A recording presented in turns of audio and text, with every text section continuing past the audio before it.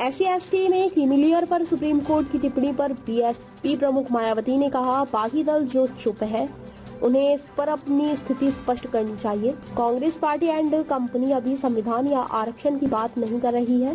प्रधानमंत्री की तरफ से आश्वासन आए हैं, लेकिन सिर्फ आश्वासन से काम नहीं चलेगा। नहीं तो जिन राज्यों में जल्द ही विधानसभा चुनाव होने वाले हैं, वहां इन वर्गों के लोग बीजेपी, कांग्रेस या अन्य दलों को माफ नहीं करेंगे। उन्होंने यह कहकर लोगों को धोखा दिया है कि हम संविधान बचाएंगे। अब वे चुप क्यों हैं? यह स्पष्ट है कि ना तो वे संविधान बचाने जा रहे हैं और ना ही आरक्षण। उन्हें जल्द ही संसद का सत्र बुलाना चाहिए और बीजेपी सरकार और अन्य दलों को भी अपना रुख स्पष्ट करना चाहिए।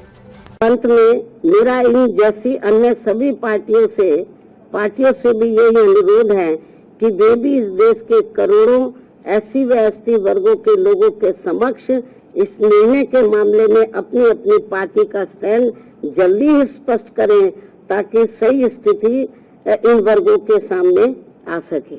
बाकी जो पार्टियां चुप बैठी हुई हैं, अपनी स्थिति स्पष्ट करें। चुनाव में तो ये बड़ी बड़ी बातें कर रहे थे, संविधान बचाने की, आरक्षण बचाने की। अब ये जो 1 अगस्त को जो अभी रिसेंटली अभी जो निर्णय आया है, उस निर्णय पर तो अब ये संविधान नहीं दिखा रहे किसी को। अब ये आरक्षण की बात नहीं कर रहे कांग्रेस पार्टी एंड कंपनी के लोग और भी पार्टियों के लोग, तो अभी नहीं ये संविधान की बात करे, ना इनके आरक्षण की बात कर रहे। तो इसलिए मेरा यही कहना है इन सभी पार्टियों से, चाहे बीजेपी है, कांग्रेस है, केवल आश्वासन देने से बीजेपी की ओर से आश्वासन आया, माननीय प्रधानमंत्री जी द्वारा केवल आश्वासन आया है। आश्वासन से काम नहीं चलेगा। इन लोगों को SC/ST वर्गों को जो इस फैसले से, इस निर्णय से नुकसान हो रहा है, तो उस पर वो अपना सही स्टैंड ले। और ये कोई केवल आश्वासन से या गौर करने से, माननीय प्रधानमंत्री जी ने जो कहा है कि हम गौर करेंगे, आश्वासन दिया, उससे काम नहीं चलेगा। इसका बड़ा भारी नुकसान इन वर्गों के लोगों को हो रहा है। बेहतर तो यही होता कि कल जो इन्होंने 2-3 दिन पहले ही संसद के दोनों सत्र जो इन्होंने अनिश्चित काल के लिए स्थगित कर दिए हैं, बेहतर यही होता कि इसको ये अनिश्चित काल की बजाय तो ये थोड़े समय इसको ये नहीं करते, इसको कंटिन्यू रखते और 5-6 दिन के बाद पूरी तैयारी करके तो ये संशोधन विधेयक को ये पार्लियामेंट में इस मामले को लेकर पार्लियामेंट में संशोधन विधेयक ये लाते, लेकिन नहीं लाए।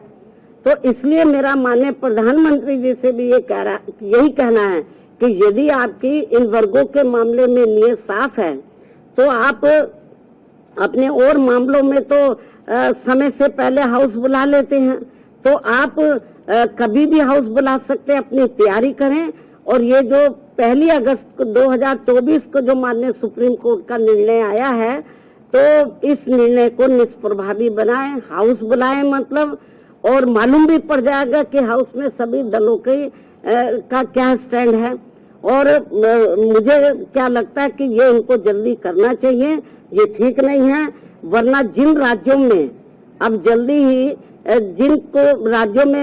ही विधानसभा के आम चुनाव होने वाले हैं, तो इन वर्गों के लोग न बीजेपी को माफ करेंगे, न कांग्रेस को, न अन्य पार्टियों को माफ करेंगे, क्योंकि इन्होंने इस बार जो 18वीं लोकसभा के आम चुनाव हुए हैं, उसमें इन वर्गों के लोगों के साथ बड़ा विश्वासघात किया, धोखा दिया है। इनको कहा कि हम संविधान बचाएंगे, आरक्षण आपका खत्म हो जाएगा। अब ये चुप क्यों हैं? अब ये लोग चुप क्यों हैं? तो लेकिन इससे साफ जाहिर है, ना ये संविधान को बचाने वाले हैं, ना आरक्षण को बचाने वाले हैं।